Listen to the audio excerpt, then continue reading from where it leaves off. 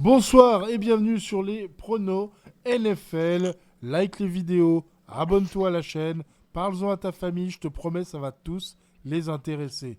Voilà, ici on est gentil, on est généreux, on est tous super woke, c'est génial. Les pronos NFL, qu'est-ce que c'est? Les meilleurs experts de France et d'Europe et du tout le monde francophone se réunissent pour te parler des matchs les plus difficiles à pronostiquer. Voilà, ceux que tu devrais vraiment jouer sur les sites de Paris pour perdre tout ton fric. C'est ici, c'est le bon endroit. Ce soir, avec moi, il est VIP Multipass, c'est Greg Yellow. Bonsoir Greg. Salut Rico, bonjour à tous. Oh, ça fait bizarre. Oui. On va brûler son sweatshirt dès que je le chope. Bonsoir Rémi. Salut! On Voilà. brûlera la casquette avec. Hein. Ah, oui. Oh. L'histoire montre que si tu opposes une casquette des Giants à un sweat des Patriots, c'est la casquette des Giants qui gagne. Voilà.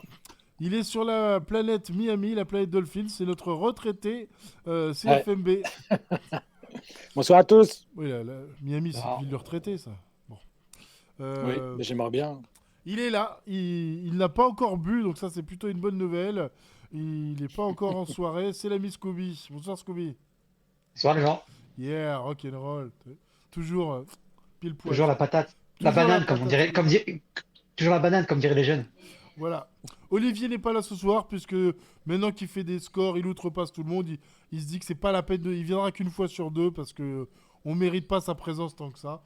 Non, c'est Donc, parce que les billes sont perdus encore. si vous voulez la présence d'Olivier Rivoal, achetez son bouquin L'Amérique et le sport. Voilà, c'est ça qu'il faut faire. Olivier Euh, Rivoire. Olivier Rivoal. Rivoal, voilà. Ok. Le premier, Rival. le premier match ce soir, les Seahawks contre les Redskins. Scooby. Alors oui, le match qui oppose les Seattle Seahawks au Washington Football Team. Redskins. Attends, Football Team. en ce jour de Thanksgiving, on va quand même parler Redskins, quoi. Faut pas Euh, déconner, quoi. Donc on a Washington qui sont dans une dynamique assez intéressante. Moi j'aime bien ce qu'ils font. Beaucoup mieux. Ils sont assez je dirais pas impressionnant. On sait il y a eu beaucoup de débats ici, est-ce que Heineke est bon ou pas, mais j'aime bien ce qu'ils produisent. De l'autre côté, on a quand même Seattle qui ont de grosses difficultés. Enfin, on pensait que le retour de Russell Wilson allait régler beaucoup de soucis, régler beaucoup de problèmes, et visiblement pas du tout. C'est encore extrêmement compliqué offensivement. Seattle a une des plus mauvais départs de toute la carrière, presque depuis Carroll, depuis qu'il est à Seattle. Et pour ces raisons-là, malheureusement, alors qu'en début de saison, j'aurais jamais pu dire, enfin, penser dire cela, mais je pense que Washington va gagner ce week-end et j'irai pas assez largement, mais au moins de 10 points. Au moins 10 points parce que franchement, même si Washington ont perdu Chase Young, leur défense arrive à faire quelques matchs intéressants, leur offense arrive à driver quand il faut, tandis qu'en face, c'est vraiment très compliqué. Yellow. Bah écoute, je vais pas être en désaccord avec énormément d'éléments.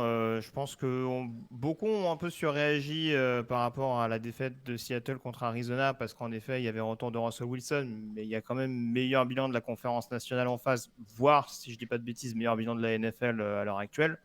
Donc voilà, même si c'est sûr qu'il n'y avait pas Kyler Murray de l'autre côté, on a vu qu'Arizona avait été capable de gagner à San Francisco aussi. Donc voilà, avec une défense qui est dominante malgré tout cette saison, c'est pas non plus infamant de voir un Russell Wilson un petit peu souffrir pour son match de reprise, avec un casting autour de lui qui, hormis le corps de receveur, est pas forcément énormissime. Après, c'est sûr que si on prend Quand même. la trajectoire, Seattle, il n'y a pas grand-chose qui va bien ces derniers temps. Washington, à l'inverse, ça recommence à sourire avec notamment ce coup d'éclat il y a quelques semaines contre Tampa, qu'ils ont confirmé du côté de Charlotte.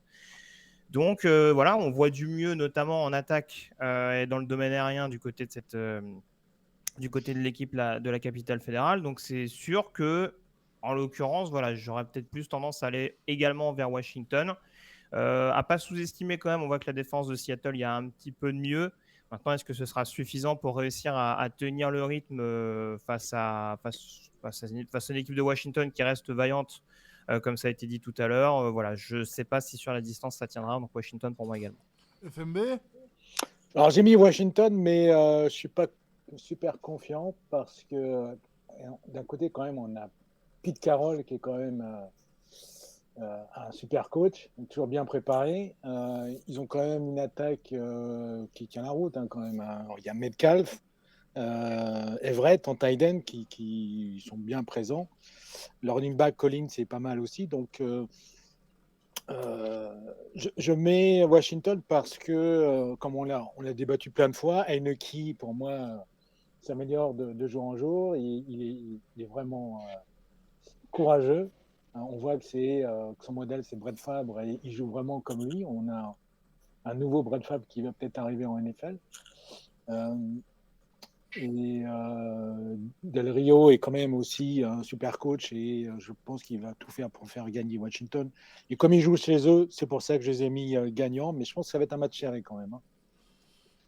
Bon, alors apparemment tout le monde est d'accord. Sauf Olivier. Rémi, Ben non, ouais, je vais pas rejoindre le la troupeau, logique. je peux le dire. Ouais, le troupeau, hein. N'ayons pas peur des mots. N'ayons pas peur des mots. Non, ben, ça va être un match très serré. C'est vrai que c'est pas du tout la forme du côté de Seattle. Mais je ne tombe pas trop vite dans la hype de Washington. Comme l'a dit Greg, il y a quand même. Russell Wilson est revenu dans des conditions assez particulières. Il a parlé d'être mal entouré. C'est vrai qu'il est surtout très mal protégé. La ligne offensive est plus que poreuse du côté de Seattle. Mais ça reste Russell Wilson. Et pour moi, c'est peut-être le match sur lequel il peut se relancer. On a une défense de Washington qui a réussi à performer, malgré l'absence de certains noms. Mais je pense que c'est un match dans lequel le jeu au sol va être décisif. Les Seahawks ont montré qu'ils étaient capables de stopper le jeu au sol. Réussir à stopper Antonio Gibson, pour moi, ce serait un synonyme de victoire. Et donc, je vois une courte victoire, très compliquée. Ça risque pas d'être flamboyant du côté des Seahawks, parce qu'offensivement, ça ne va pas du tout. Et la défense aérienne est quand même très hasardeuse. Donc voilà, avantage Seahawks de peu. C'est un match qui pourrait un petit peu les relancer, leur faire du bien. Parce que c'est vrai qu'ils sont au fond du trou et que j'ai l'impression que c'est une équipe qui a un potentiel bien plus haut que son bilan. Mais écoutez, merci beaucoup Rémi. Moi je suis d'accord avec toi et Olivier Rival aussi parce qu'il n'y a pas de raison d'écouter tous ces gens. Quoi. Je veux dire, C'est un complot. C'est un complot. N'importe quoi. Packers Rams, c'est la prochaine affiche que l'on observe. Rémi, t'as le crachoir, je te le laisse. Bah ouais, très très beau match en perspective. On a deux belles équipes. Alors du côté des Packers, on a essuyé un revers assez surprenant face aux Vikings. Mais ça restait une très belle rencontre. Rodgers a quand même performé, il se rapproche des 400 yards, il a 4 touchdowns sur la rencontre. Je l'avais prédit. Donc l'attaque, ouais c'est vrai. Et je pense que tu n'étais pas le seul ici à avoir prédit une victoire des Vikings. Mais ouais, les Packers les Packers sont offensivement très très performants et en face on a des Rams qui sont dans le doute. On a ramené des éléments comme Van Miller et Beckham, mais au final on cherche toujours la première victoire pour cette super team qui se construit. Ces deux équipes qui ont un bon bilan à 7-3 et 8-3, mais je pense que les Packers ont l'avantage dans ce match.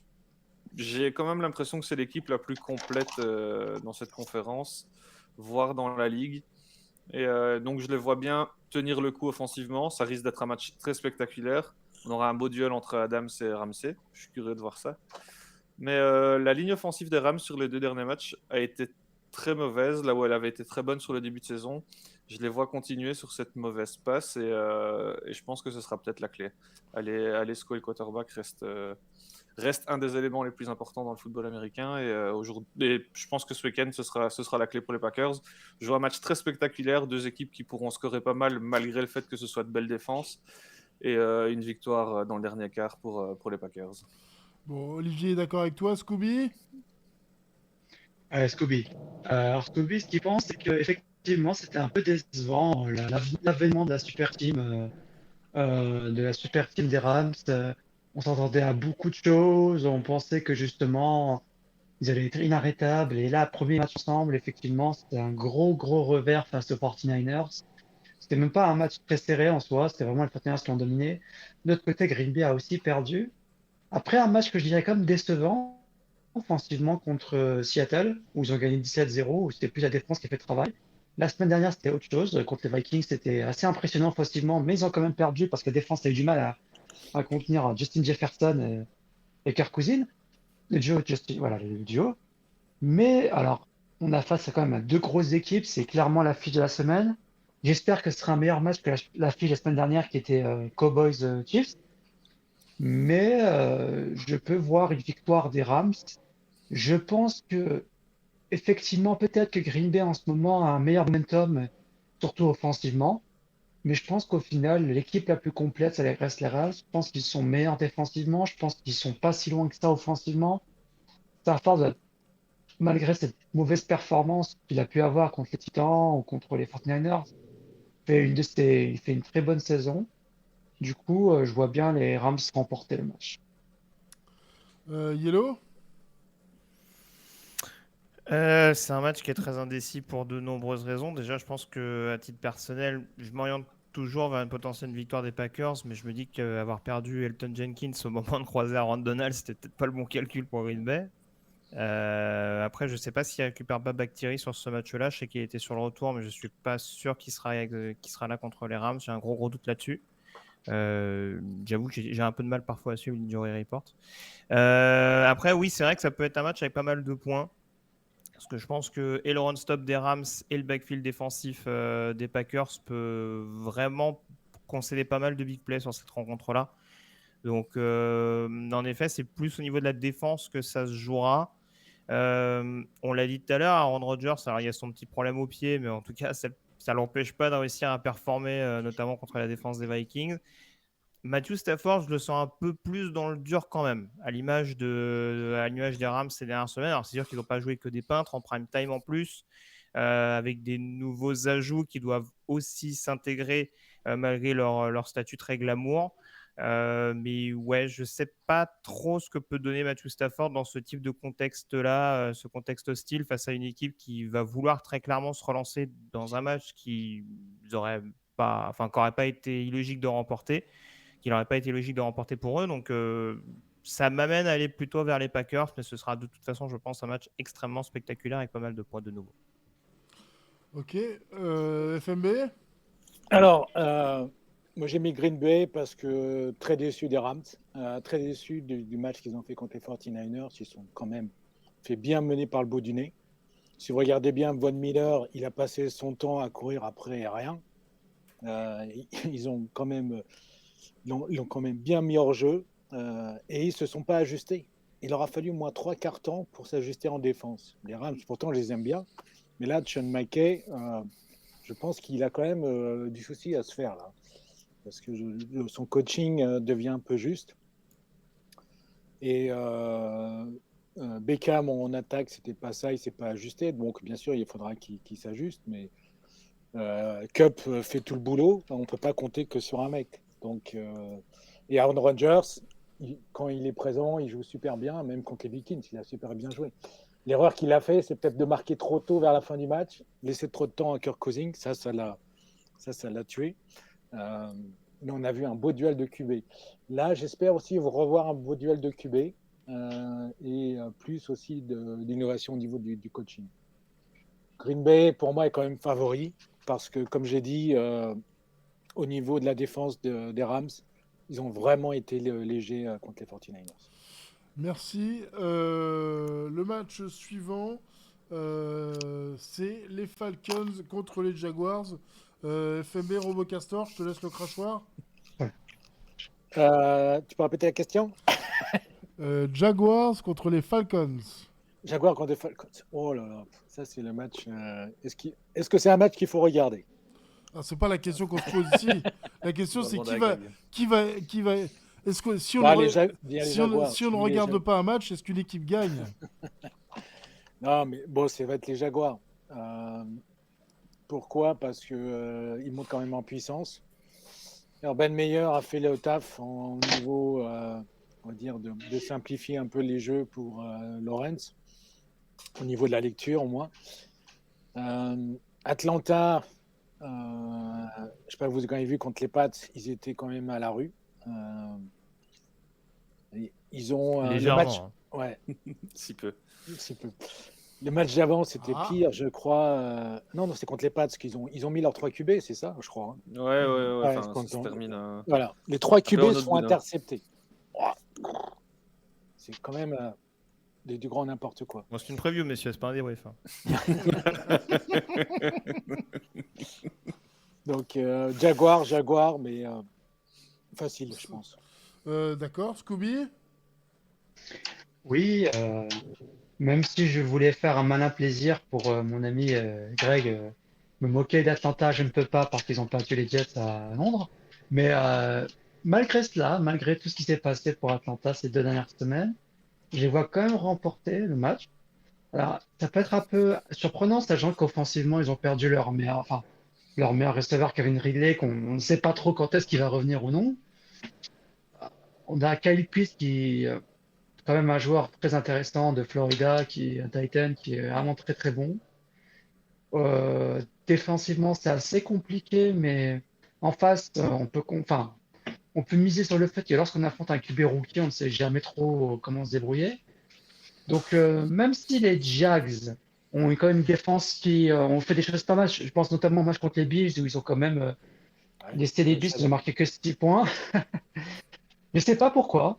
J'ai dit que je vois bien Atlanta gagnant parce que je pense qu'ils vont reprendre la main offensivement et reproduire. Je crois en Arthur Smith qui est un bon coach et ils vont réussir à reprendre offensivement là. Ils vont reprendre la main offensivement et produire et battre les Jacksonville. Bon, Yellow, fidèle à Atlanta, comme depuis toujours. Moi, sur les pronostics, je suis jamais fidèle à Atlanta, donc en l'occurrence, je C'est le une dis bonne tout idée de de pas suite, filer à sur, Atlanta sur cette Prono année. NFL, j'ai mis les Jags par pure superstition. Non, ça a déjà été dit, globalement, ça peut aller d'un côté ou de l'autre. C'est deux équipes qui n'ont pas un bilan hyper différent. Enfin, les Falcons sont à 4-6, les Jags doivent avoir quoi, 2-3 victoires? Peut-être 3? 2-8. Ouais, 2-8, ouais. 2-8. C'est vite. Donc voilà, De oui. Atlanta a un peu plus à jouer parce que la course au wild card en NFC est peut-être un peu plus accessible. Mais concrètement, oui, ils sont pas sur une bonne dynamique. Et le problème, c'est que le contenu des deux équipes est quand même très très inquiétant, je trouve, ces dernières semaines. On l'a dit, Atlanta n'a pas existé contre New England. J'ai pas dans l'idée que les Jags aient particulièrement inquiété San Francisco, par exemple, la semaine dernière. Il y a une attaque que je trouve assez anémique du côté de Jacksonville. Heureusement pour eux, il n'y a pas de pass rush en face. Donc ça, c'est déjà une bonne chose. Mais je pense qu'une des clés du match, ce sera le niveau de la ligne offensive d'Atlanta. On avait vu du mieux en milieu de saison et clairement, à l'image du match face aux Pats, ça s'est complètement éteinte. Ça a été dit tout à l'heure. On a vu que face aux Bills, quand les Jags étaient capables d'élever leur niveau défensivement, ils pouvaient être dans un match, voire plus. Donc je pense que ça peut être une des principales conditions pour mettre en difficulté Atlanta. Voilà. Après, une victoire des Jags ne m'étonnerait absolument pas. Et voilà, à domicile, je pense que mettre Jacksonville n'est pas non plus scandaleux, même si bien entendu, vous imaginez bien qu'on pronostique, que mon cœur souhaite l'inverse. Rémi? Est-ce que Yellow, est-ce que Vic Beasley te manque, Yellow? Par rapport à ce qu'il y a aujourd'hui, un petit peu. Je vais tenter de mettre un peu de baume au cœur de Greg parce que je pense que les Falcons peuvent. C'est pas le Vic qui manque le plus à Atlanta, hein. Rémi? Ouais, ben non, je pense que quand même que les Falcons peuvent s'en sortir dans ce type de match, dans ce type de rencontre. On a deux équipes qui sont clairement pas au mieux de leur forme. Mais j'ai l'impression quand même que face à une défense des Jags qui est aussi capable d'être très mauvaise face à la passe, Atlanta peut s'en sortir. On a quand même un quarterback qui est capable de très bonnes choses, on le sait. La ligne offensive devrait être... Voilà. La ligne offensive devrait être un peu plus efficace. Et je pense que... Parce que face aux Pats, le score était quand même très très sévère. J'ai l'impression qu'il y a peut-être une mauvaise gestion. Le game management n'était pas terrible. Et puis en fin de match, Ils étaient c'était un en petit peu saut de tout, tu festival veux dire. avec les quarterbacks. Mais la ligne offensive a coûté très cher, je pense. Kyle Pitts peut faire du bien.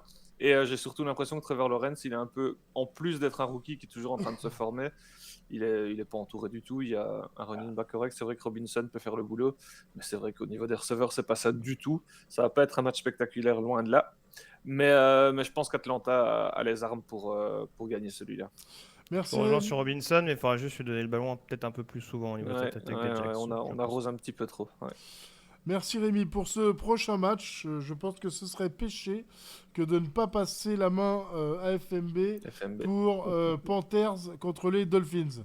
Tu es pour les Panthers, c'est bien ça? Bien sûr, ouais, comme vous le voyez, il n'y a pas de souci. Non, pour l'instant, Miami est en grande forme, donc je Je pense qu'ils vont continuer l'élan. Même si côté l'attaque, c'est toujours pas ça pour moi. Tua est toujours, je dis des fois, j'ai l'impression qu'il joue la balle en prisonnier, qu'il balance loin et puis on essaye de rattraper, quoi, ou dégommer le défenseur. Parce qu'il Mais- sait qu'il y a des nouveaux ateliers au Pro Bowl, il se prépare. Donc, même si de l'autre côté, on sait, ok, Cam Newton est revenu et que l'offense des Panthers est en train de remonter au niveau scoring, mais je pense que la défense, là maintenant, des Dolphins va l'attendre de pied ferme. Donc, avantage aux Dolphins. Ça peut être un grand match non plus. Je vois un score assez serré quand même. Un peu comme les Jets la semaine dernière. Rémi? Mais ouais, c'est un match vraiment pas évident à pronostiquer. Je sais pas sur quel pied danser du côté de Miami, qui a une défense qui est capable de faire de très très belles choses. On l'a vu notamment avec leurs nombreux blitz face aux Ravens. Mais ici, je sais pas. Match très fermé. J'ai tendance à donner mon petit avantage aux Panthers. Mais c'est très compliqué. Mais non, C'est simplement parce que. Désolé, FMB.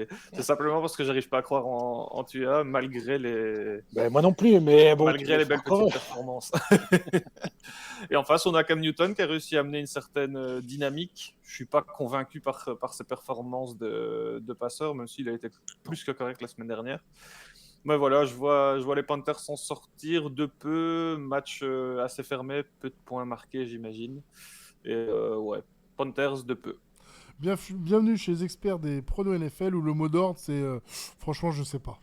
Yellow, Ouais, là, c'est très compliqué. Bah, celui qui sait. Yellow, Rappelle-nous tes scores, Rico. Yellow, Panthers, Dolphins. Bah écoute, je suis d'accord avec un point, c'est que ouais, on va se régaler sur ce match-là. Ouais. Ça pue le 10-7. Exactement. Peu importe le côté en l'occurrence. Non, c'est vrai que je rejoins ce qui a été dit. Miami, en effet, il y a du mieux. Après, même si d'un point de vue fiche, c'est un peu moins notable, encore que les Panthers, on voit quand même en effet que l'attaque est quand même capable de suivre un peu la cadence de la défense ces dernières semaines. Donc ça, c'est pas une mauvaise chose. Après, ce qui serait bien, c'est que ça joue un petit peu plus à l'unisson, en l'occurrence. Et c'est vrai que du côté de Miami, là aussi, ça a été dit. Mais ouais, va peut-être falloir voir, notamment dans le domaine aérien, si face au corner des Panthers, ça va réussir à tenir la cadence. Et c'est pas ce qui me rassure, c'est pas ce qui me rassure à 100%. Après, j'irai quand même vers les Dolphins sur ce match-là. Très clairement, on voit que la défense est au niveau auquel elle aurait dû être dès le début de la saison, notamment le backfield défensif. Et là, en effet, on voit de bien meilleures choses. Il me semble qu'il y a un Jalen Phillips, notamment, qui a montré des choses intéressantes sur Front 7 pas plus tard que la semaine dernière. Donc, c'est sûr qu'en face, ce sera a priori une équipe un peu plus armée que les Jets. Mais je pense qu'il y a quand même moyen de freiner suffisamment cette attaque de Carolina, notamment Christian McCaffrey, pour réussir à obtenir cette victoire un tant soit peu cadenassée. Scooby?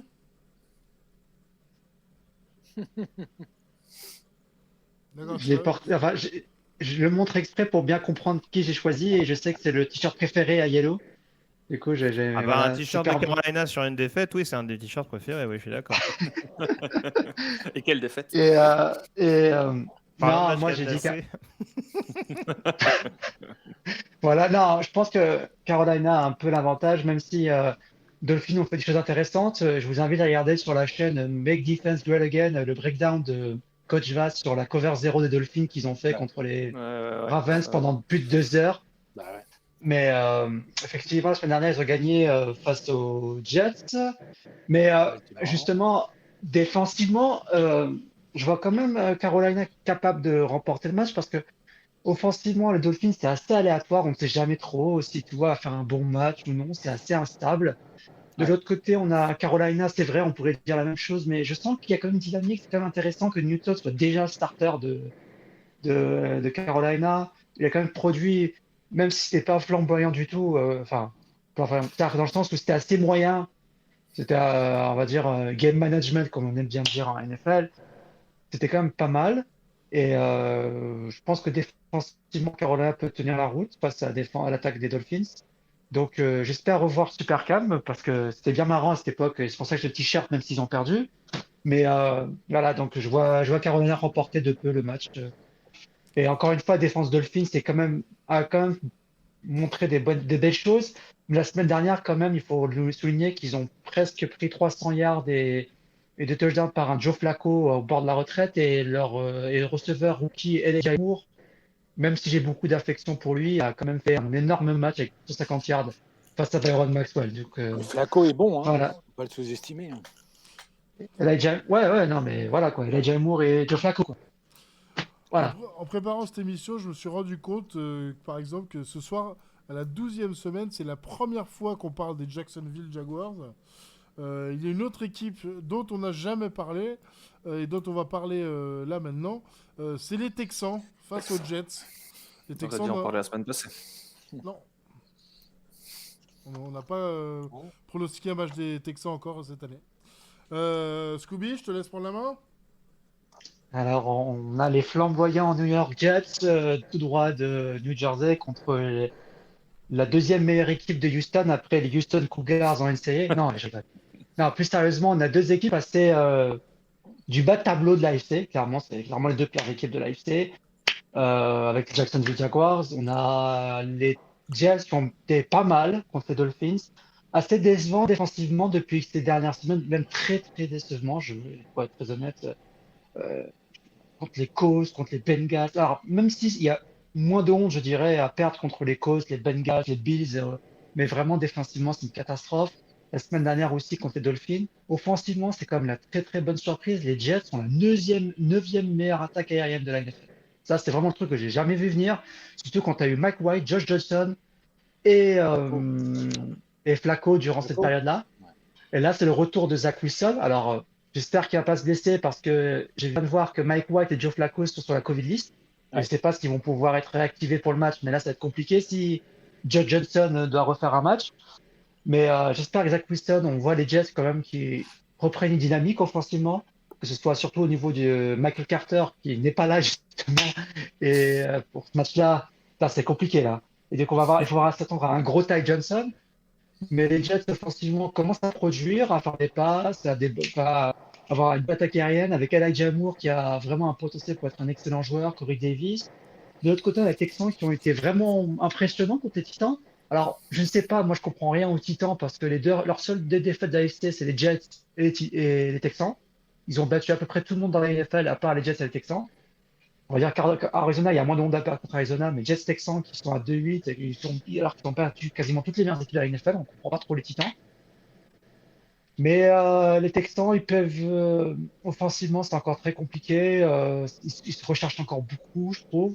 Défensivement, c'est un petit peu mieux qu'offensivement, mais ça reste assez compliqué. C'est pour ça que, pour une fois, je vais prédire, sans faire le fanboy, que les Jets sont la meilleure équipe et qu'ils vont gagner le match. Ouais.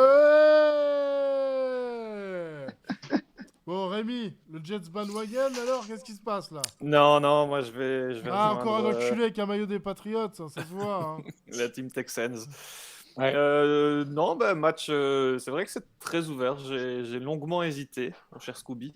Mais non, je vais aller du côté des Texans, tout simplement parce que j'arrive pas à croire en Zach Wilson pour le moment. Il est encore capable de faire pas mal d'erreurs. Et en plus, on a une défense des Texans qui commence à se trouver de manière assez sympa. Sur les deux derniers matchs, ils ont été très bons. 6 interceptions, je pense, sur les deux derniers matchs, dont 4 face à Tannehill. Bon, je les imagine mal continuer à performer de la sorte. Et ils auront de toute façon besoin d'une attaque un petit peu correcte. Mais Tyrod Taylor trouve un petit peu la voie, que ce soit au sol ou à la passe. À la passe, c'est vrai que c'était pas terrible la semaine dernière. Mais au sol, il est assez percutant, avec notamment 2 touchdowns contre des Titans qui sont quand même assez solides. Donc voilà, je donne mon avantage je donne mon avantage aux Texans tout simplement grâce à leur défense qui pour moi fera le boulot comme ils l'ont fait les dernières semaines. Merci beaucoup. Yellow, à toi. Bah, vu le sweat qui vient d'être mis, je vais être obligé de mettre les Texans, mais non, mais franchement, J'ai mis ton tweet, oh j'étais un peu emmerdé. Super Bowl Falcon. Non, je t'entends pas. J'étais emmerdé parce que je cherchais une pièce de monnaie pour pouvoir la lancer en l'air pour faire un pile ou face. Je ne l'ai pas trouvé. D'ailleurs, c'est assez perturbant sur le site de Prono NFL. On peut pas mettre des matchs nuls, Rico. Je suis un peu perturbé. Eh ben, écoute, Ouais, faut que Ça tu peut être le t'adresses à- deuxième de la Faut saison. que tu Hein. t'adresses à notre futur webmaster Rémi.